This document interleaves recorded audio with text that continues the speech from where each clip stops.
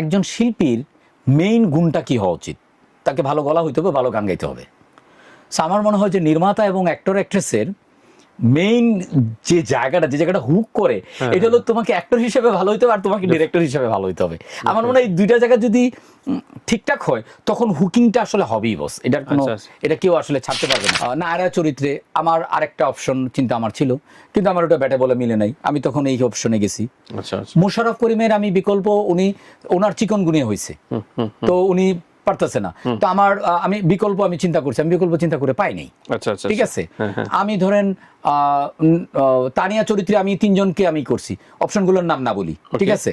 তো আমরা যখন, এটা তো আমার একার ডিসিশন না, এখানে প্রোডাকশন হাউস আছে, মানে এজেন্সি আছে, আমার হাউস আছে, চরকি আছে, 3 জনে মিলিয়ে ডিসিশন। একমাত্র মোশাররফ করিম আর শারাফ আহমেদ জীবন ছাড়া সবারই অপশন ছিল। আমি যতদিন ধরে নিকেতন থাকি ততদিন ধরে মানে আমি আমার বাসায়ও থাকি না। আসলে সত্যি কথা, আমি পরিবার থাকার আগে, আমার ফ্ল্যাটে থাকার আগ থেকে আমি নিকেতন থাকি। তো আমি তো তাহলে 15 বছর ধরে আমার অফিসে, একই অফিসে আছি, তাহলে আমি এতদিন পরে আমি কেন কাজ করি? আমরা একদম সাধারণ মানুষকে আপনি জিজ্ঞেস করুন, ভাই আপনি নেটফ্লিক্সের নাম শুনছেন? না, শুনছি। নেটফ্লিক্স কোন দেশের এটাই আমরা জানি না, কিন্তু নেটফ্লিক্সের নাম আমরা।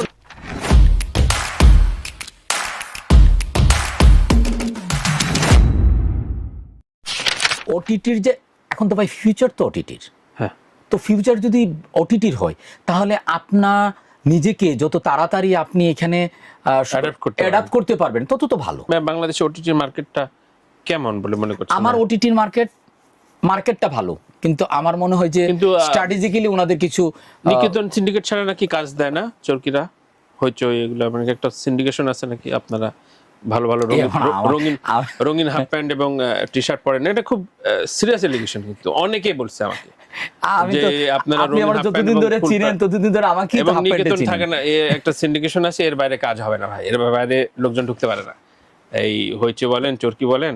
আমি যতদিন ধরে নিকেতন থাকি ততদিন ধরে মানে আমি আমার বাসায়ও থাকি না।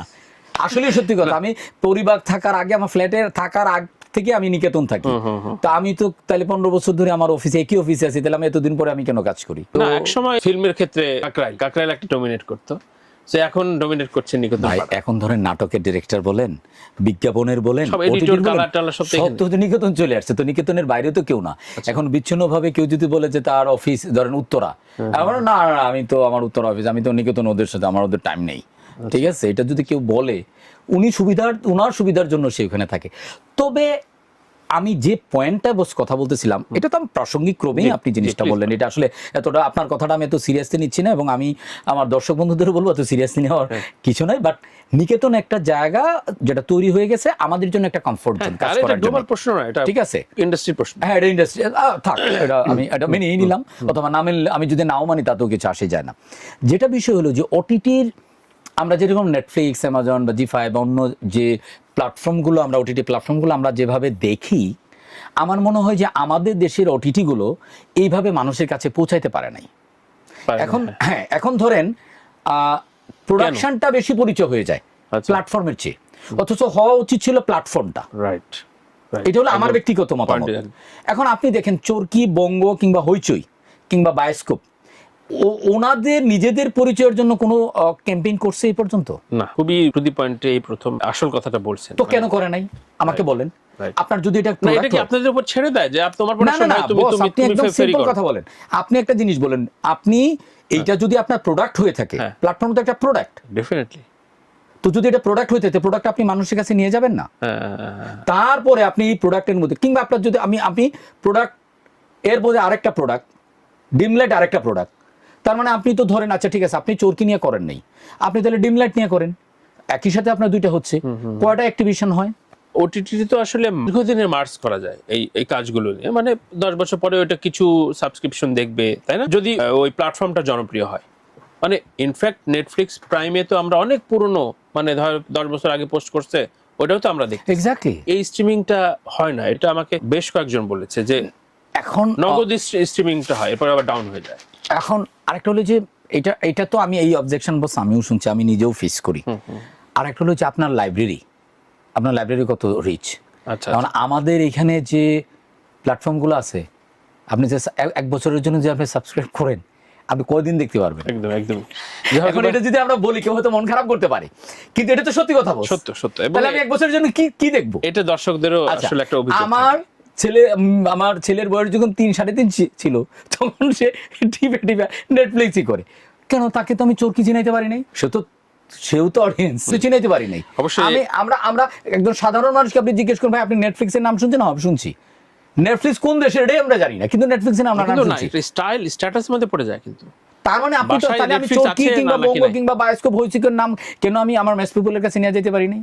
সে সাবস্ক্রাইব না করুক, আজকে না হোক কালকে তো হবে, সে না হোক তার ভাতিজা হবে, তার ছেলে হবে, তার বন্ধু হবে। Right right. সো এটা প্রমোশনাল ক্যাম্পেইন করে আসলে মানুষের কাছে, বা there is so many ways. True. তাই না? এটা চাইলেই কিন্তু পারা যায়, কিন্তু আমরা কেন করতেছি না আমি সেটা জানি না। যাই হোক, মোশাররফ করিম, আপনার যে দুর্দান্ত কাজ দেখলাম, মোশাররফ করিম তো আমি বলি দানব বলি, মানে অভিনয় ক্ষেত্রে অভিনয়ের দানব সে আসলে, মানে তাকে, এবং তার সাথে আপনার দীর্ঘদিনের একটা আমার দীর্ঘদিনের, মানে আমার এই লাইনে আমি যখন থেকে ডিরেক্টর হচ্ছি, এর একটু পূর্ব থেকে ক্যারাম থেকে তার সাথে আমার সম্পর্ক। আচ্ছা আচ্ছা। তো এই ডিপলি কিছু সম্পর্ক তৈরি হয়ে যায়, মানে স্বামী স্ত্রীর মতোই, মানে অপূর্ব ওর একটু সময় বেশি দিবে, নিশু আবার এর সময় দিবে, ওসব করে আপনাদের দিবে। কেমনে হয়? মানে এটা মানে কি গোপন টোপন কিছু রাখেন না কেমনে হয়? এটা খুব ভালো হয়েছে, এটা ভালো বলছেন। এরপর থেকে কিছু আসলে কোনো গোপন কিছু নাই, সাদা কাগজের মতো। এই সম্পর্কটা কেমন, মানে কিভাবে ধরে হয়? মানে আপনার কাজ, ওয়ে অফ অ্যাপ্রোচ দেখেই এইগুলো হয়ে যায় না? নতুন কি কাজ? গল্পই শুনতে চায় না, শুনতে চান? গল্পই তো শুনতে চায় না। ধরুন আমি একটা আপকামিং, আমার একটা বিজ্ঞাপন আছে, আমি নাম বলতেছি না, ঠিক আছে, ওটা আরেকটা বিজ্ঞাপনের সিকুয়েল করবো, কিন্তু বিজ্ঞাপন কি হবে না হবে এটাই তো শুনতে চায় না। আচ্ছা কবে করতে চাও? টাইম টুমের একটু ঝামেলা আছে, একটু তাড়াতাড়ি জানাইও। মানে এই আস্থার জায়গাটা, আস্থার জায়গাটা এরকম হয়ে গেছে, চলে গেছে। কবে তাহলে কি করতে? ইভেন টাকা পয়সা নিয়েও কথা বলে না, কারণ জানে আমি প্রফেশনাল জায়গায় জিনিসটাকে আমি প্রফেশনালি ডিল করবো, তার কাছ থেকে আমি কিছু সুবিধাও নেই।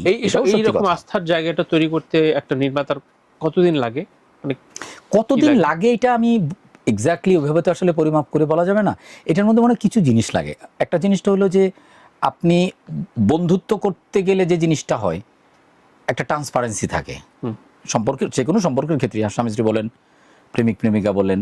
সো আমাদের কাজের যে সম্পর্কটা, এটাও তো মানে প্রেমিক প্রেমিকা, হাজব্যান্ড ওয়াইফ, এটার চেয়ে তো কোনো অংশ কম না।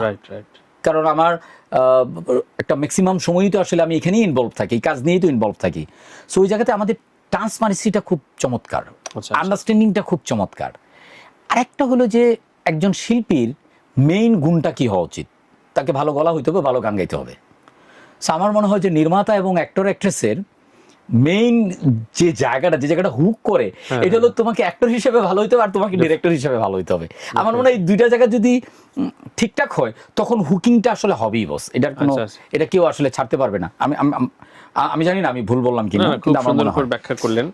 কিছু কমন এবং অপ্রিয় প্রশ্ন করি, সেটা হচ্ছে, ধরেন এটা আমি প্রত্যেক শোতেই বলছি, শুনতেও চাই এটার, সেটা হচ্ছে বাংলাদেশের ঠিকঠাক প্রপার কাস্টিং হয় না। মানে পরিচিত আমার, ঠিক আছে, তানজিকা গত 2 মাস বারবার ফোন করছে, তাকে সুন্দর লাগছে, কেমন আছেন, শরীর ভালো, জিজ্ঞাসা করছে, মনে হয়েছে যে ঠিক আছে তানজিকাকে নিতে পারি।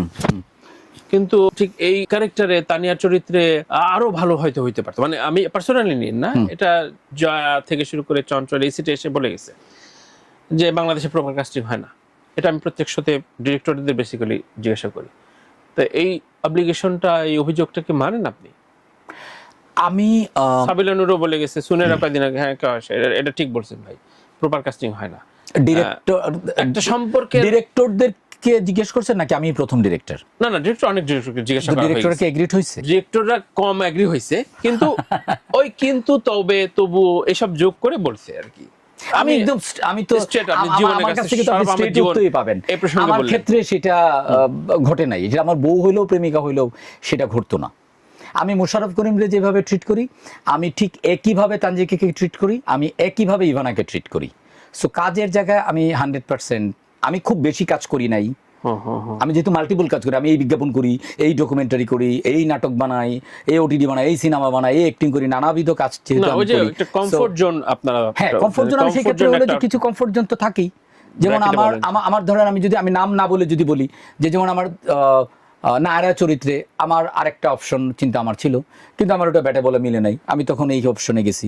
আচ্ছা আচ্ছা। মোশাররফ করিমের আমি বিকল্প, ওনার চিকনগুনিয়া হয়েছে, তো উনি পারতেছে না, তো আমি বিকল্প আমি চিন্তা করছি, আমি বিকল্প চিন্তা করে পাই নাই। আচ্ছা আচ্ছা। ঠিক আছে, আমি ধরেন তানিয়া চরিত্রে আমি 3 জনকে আমি করছি, অপশনগুলোর নাম না বলি, ঠিক আছে। তো আমরা যখন, এটা তো আমার একা ডিসিশন না, এখানে প্রোডাকশন হাউস আছে, মানে এজেন্সি আছে, আমার হাউস আছে, চরকি আছে, 3 জনে মিলিয়ে ডিসিশন। একমাত্র মোশাররফ করিম আর শারাফ আহমেদ জীবন ছাড়া সবারই অপশন ছিল। আচ্ছা আচ্ছা। আমরা কাউকে কিন্তু এইটা বলি নাই যে তুমি ছাড়া আর কেউ না। যখন আমার চিন্তা করে লকড হয়ে গেছি, তখন তাদের বলছি যে লেটস সিট, আচ্ছা আচ্ছা। আমরা চলো স্ক্রিপ্ট নিয়ে কথা।